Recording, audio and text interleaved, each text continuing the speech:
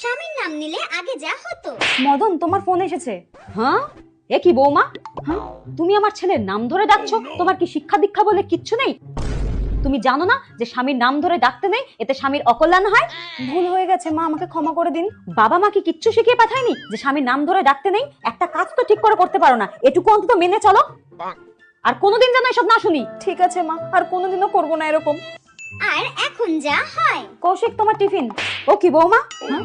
তুমি আমার ছেলের নাম ধরে ডাকছো? তুমি জানো না যে স্বামীর নাম ধরে ডাকতে নেই? হ্যাঁ, ঠিক আছে মা, আমার ভুল হয়ে গেছে। আমি আর কোনোদিনও আপনার ছেলের নাম আমার মুখেও আনবো না। ঠিক আছে, আর কোনোদিনও দেখো না। ও কি, তুমি ওইভাবে কাকে ডাকছো কেন মা? আপনি তো এক্ষুনি বলেন আপনার ছেলের নাম যেন আমি মুখেও না আনি, তা আর কি বলে ডাকবো? ওই জন্য এরকম করেই ডাকছি। হ্যাঁ? ঠিক আছে বৌমা, ঠিক আছে, তুমি নাম ধরেই দেখো, আমার ছেলের নাম ধরেই দেখো, ওতে আরো ভালো দেখাবে। अब आई उस पहाड़ के नीचे।